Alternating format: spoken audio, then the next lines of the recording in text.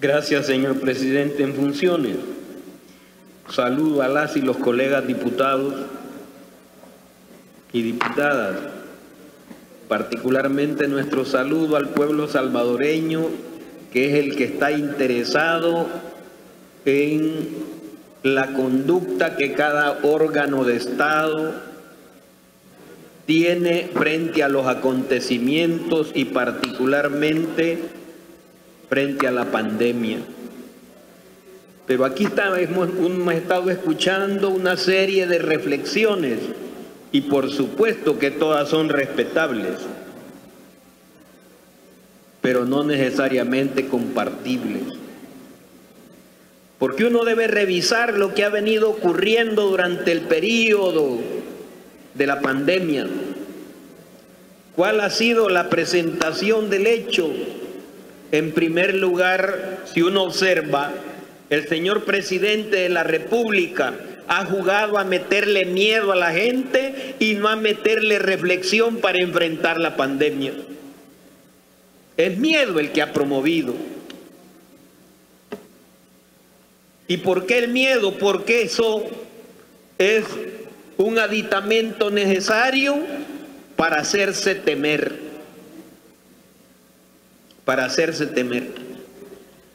Y no es casual. Veamos cuál es la conducta que han tenido las distintas carteras de Estado y particularmente la de salud, que aquí uno escucha, pero yo creo que aquí la mayoría de ustedes, colegas y diputadas y diputados, conocen muy bien las redes.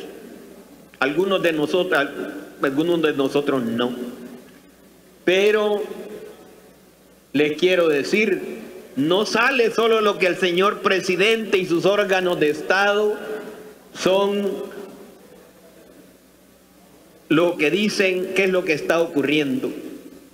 Primero aquí se estuvo mintiendo de cómo se vanagloriaban de haberse adelantado a hacer planteamientos de prevención.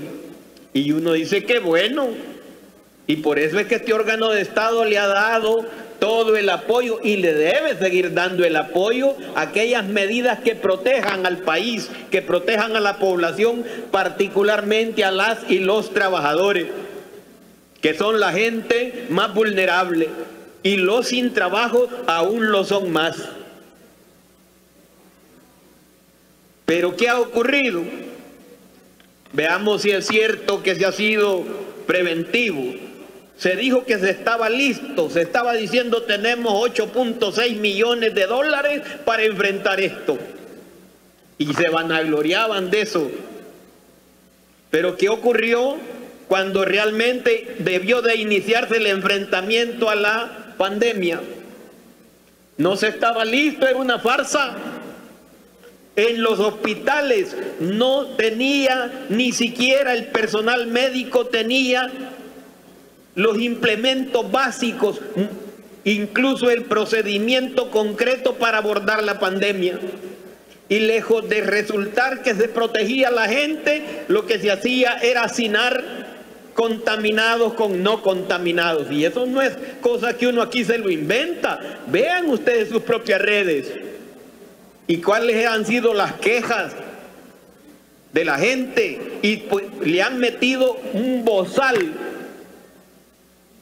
al personal de salud para que no hable de lo que está ocurriendo allá adentro. Esas son de las cosas que aquí no se han estado diciendo y que se pretende que saludemos. Eso incluso como una bendición lo que ocurrió ayer. Vaya forma de ver la vida. Hay que agradecerlo. O sea que te escupen la cara y ya hay que agradecerlo. Entonces uno se pregunta, ¿realmente se estaban preparando, se estaba abordando en serio la pandemia? No, la respuesta es no. Y aún hoy todavía no se está preparado, porque si fuéramos y tuviéramos un mecanismo para rastrear lo que está ocurriendo, tanto en los centros hospitalarios como en los centros llamados de contención, estaríamos viendo qué es lo que ocurre, en donde incluso se castiga a los que denuncian. Por eso es que ocurre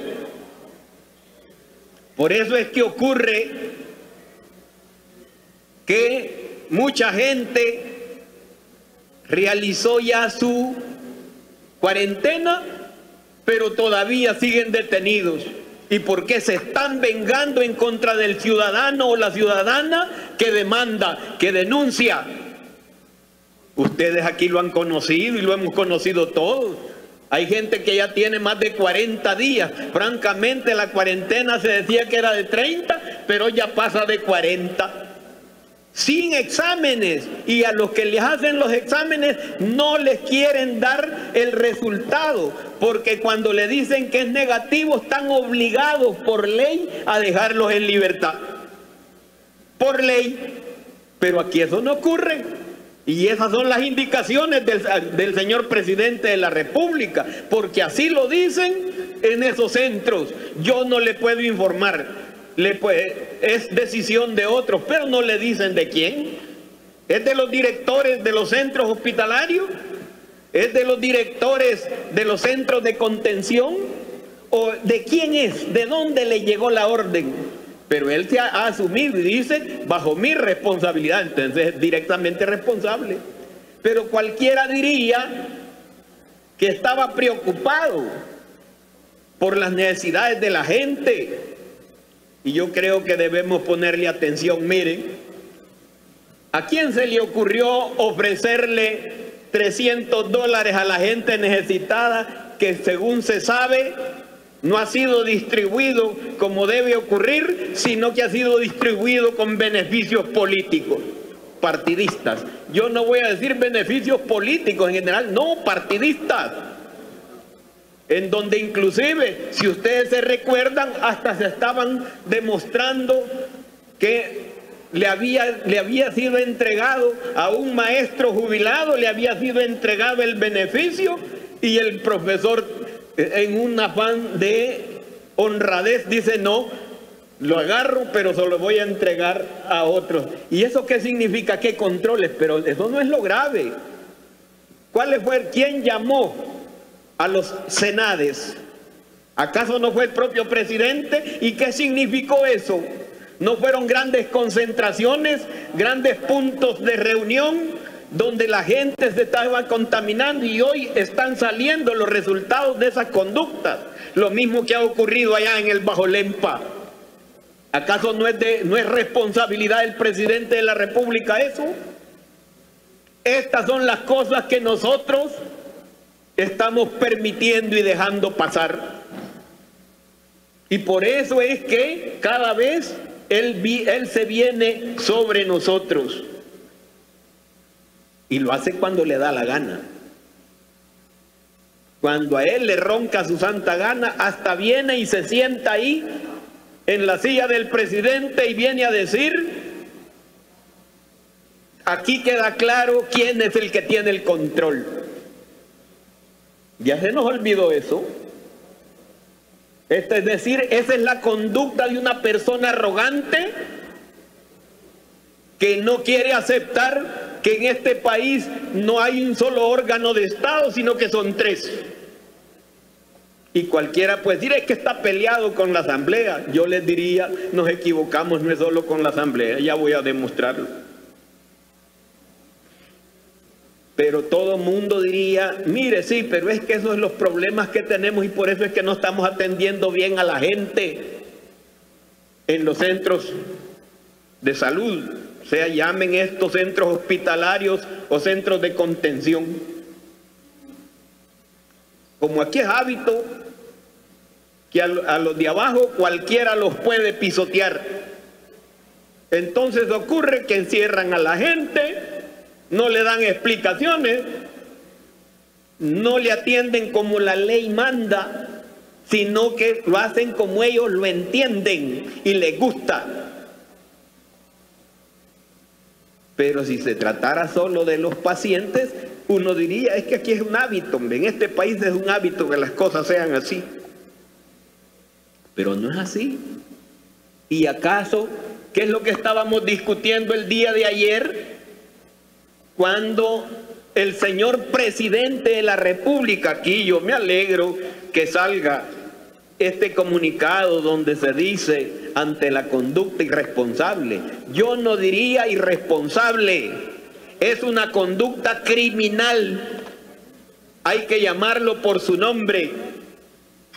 Es una conducta que realmente debe llamarnos a reflexión. Ya hubo el primer intento de golpe de Estado contra esta Asamblea Legislativa.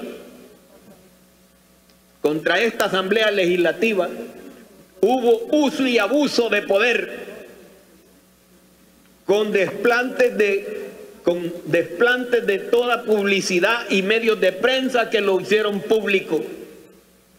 Ciudadanas y ciudadanos, yo sé que ahora ya mucha gente que ayer le creía, en este momento ya no le cree. Aunque aquí se diga, tiene el 95%, miren, cuando se compran, como se están comprando muchas cosas aquí, incluso programas para que no lleguen de otro lado, sino solo de funcionarios del Estado, que se llenan todas las mañanas los distintos medios de comunicación. Entonces, no es extraño que tenga el 95%. Incluso se puede poner, si él quiere, el 100% y no hay problema. Pero vuelvo a decir, ¿acaso no se han quejado los médicos? ¿Acaso no se han quejado las enfermeras?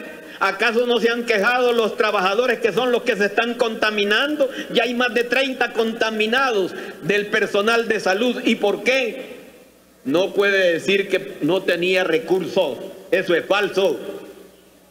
Dispone de recursos y dispuso con suficiente tiempo, pero han estado tirando a la gente a que enfrente esta pandemia directamente con la propia vida, y por eso es que hoy hay mucha gente en riesgo ya, no de contaminarse, sino de morirse. Estas son las cosas que aquí no se han estado evaluando, a mi manera de ver, de forma más profunda. ¿Por qué? ¿Qué es lo que estábamos discutiendo? ¿Acaso no estábamos discutiendo superar un veto que exige que al personal de salud, llámese médicos, enfermeras, paramédicos, técnicos y personal que asiste, hasta los ordenanzas, los de seguridad que están en riesgo? No se había propuesto acaso ahí, y eso es lo que superamos ayer. Primero, que se les dé todos los implementos necesarios para protegerse de la contaminación. Segundo, que se les dé un seguro de salud particular al que tienen derecho, porque lo que se están jugando es el cuero, no se están jugando cualquier cosa. Tercero, se está planteando que se enfrente de una manera más responsable toda esta epidemia, esta pandemia. Claro, en la televisión y en la radio se les llama héroes, se les dice héroes, pero los héroes no viven del aire ni de los discursos. Los héroes viven de recibir el apoyo directo y permanente. Y por eso es que ayer no querían que se superara ese veto, porque el veto protege al personal de salud, lo protege, y eso es lo que se le estaba negando de parte del presidente de la República.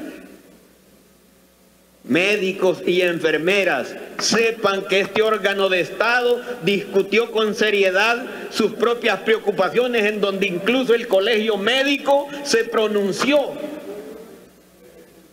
en contra de las medidas del presidente por no abordar el tema.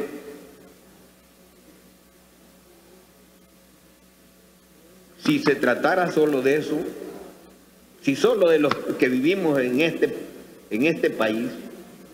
Pero ocurre que muchos ciudadanos salvadoreños aquí saben que estoy hablando de más de 4.000 ciudadanas y ciudadanos que están fuera del país, que no han podido ingresar porque se les ha prohibido el ingreso a su propia patria. Se les ha prohibido. ¿Acaso hay algún punto en la Constitución de este país? Y por eso es que les prevenimos en un momento, si se acuerdan, no aprueben el estado de excepción. Y esta fracción se opuso radicalmente a eso, porque sabíamos que ese era el interés. Hoy, ¿qué ocurre? Después de más de 40 días, gente que en algunos casos ya prácticamente la estamos volviendo mendigos en el exterior, porque no tienen ya para enfrentar la subsistencia, siguen allá abandonados. ¿Y dónde está el papel del órgano del Estado? ¿Dónde está el Ministerio de Relaciones Exteriores? ¿Cuál es su plan para ingresar a esos compatriotas a su propia tierra? No está preparado, es toda una falacia, una mentira. Incluso la señora ministra dijo que el día de ayer iba a traer el plan aquí. Pasó ayer, ya nos vamos a terminar este día. ¿Y dónde está el plan, señora ministra? Le están mintiendo permanentemente a este pueblo. O sea que aquí el que está en el Ejecutivo puede hacer y deshacer. Y uno dice, si fue capaz de saber que no debían haber reuniones y promovió grandes concentraciones, ¿debe o no responsabilizarse de eso al señor presidente? Y esto que él incluso el día siguiente, después de que había promovido eso, salió diciendo, no, ya no los van a atender ahí, se les va a llamar. Es así la conducta irresponsable y criminal del señor presidente de la República. Pero cuando uno dice, miren, y es solo contra la Asamblea Legislativa la conducta del señor presidente, no, hombre, no nos equivoquemos. ¿Cuál es la conducta del presidente frente a la Corte Suprema de Justicia de este país? ¿Cómo ha observado el señor presidente las resoluciones de la sala? ¿Acaso no las ha ignorado y se las ha pasado por los zapatos? ¿Y eso cómo le vamos a llamar? Y entonces dice uno, sí, pero es que mire, la sala, pero no es solo contra la sala. ¿Qué pasó con la Procuraduría para la Defensa de los Derechos Humanos? ¿Qué pasó? ¿Cómo la calificó? La calificó de inconstitucional, es decir, que según el señor presidente debe ser eliminado la Procuraduría para la Defensa de los Derechos Humanos, una institución conquistada a base de fuerza, sacrificio y dolor de este pueblo, y que le ha permitido empezar una verdadera defensa de los derechos humanos en nuestro país. ¿Debemos de tolerar eso? La respuesta sigue siendo no. Yo coincido con los que dicen, bueno, sí, pero ¿qué vamos a hacer? Miren, es bueno que llamemos a la unidad, pero no que llamemos en nombre de la unidad, llamemos al sometimiento. Aquí unidad se le llama al sometimiento. Eso no debe ser, porque unidad significa que discutamos, que nos pongamos de acuerdo cómo abordar las cosas, no que se imponga una voluntad. Entonces hay que abordarlo de otro modo.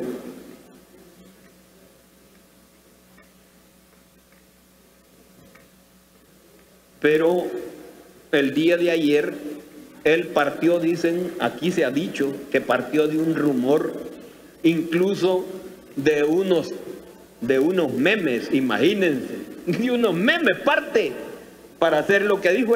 Eso lo podríamos hacer nosotros, porque a uno le llama la atención. Ayer la delegación del Ejecutivo se encontró con los empresarios de este país y por primera vez el señor presidente de la República no está. Y la pregunta, ¿y dónde está el señor presidente? ¿Está dentro? ¿Está en su oficina? ¿Está en el país o no está en el país? Eso es lo fácil de los Twitter, que desde cualquier parte podés enviar algo y no se sabe de dónde lo tiraste. Entonces nosotros creemos que hay que ponerle freno. No se trata de enfrentar a una persona, se trata de enfrentar la conducta de un órgano de Estado que está pisoteando a los demás órganos del Estado del país. Y es hora de decirle, eso no puede seguir. En el caso nuestro, ya se dijo aquí, hemos venido esta mañana con el afán de superar el otro veto. Pero no solo de eso, señor presidente, esta fracción, esta fuerza ha sido construida a base de organización, de sacrificio y entrega y dolor en nuestro país. Y lo que es al Frente Farabundo Martí, ni usted ni nadie lo van a amedrentar. Por supuesto que nuestra compañera Yancy debe saber, no está sola, y gracias a las distintas fracciones que han expresado su solidaridad, eso lo agradecemos profundamente, pero le decimos, hermana, aquí a cualquiera que nos toque, esta fracción está lista para la defensa de la dignidad, del decoro y del honor de ciudadanas y ciudadanos, particularmente de las mujeres de este país que merecen tanto respeto y no tanto insulto. Muchas gracias, señor presidente. Diputado.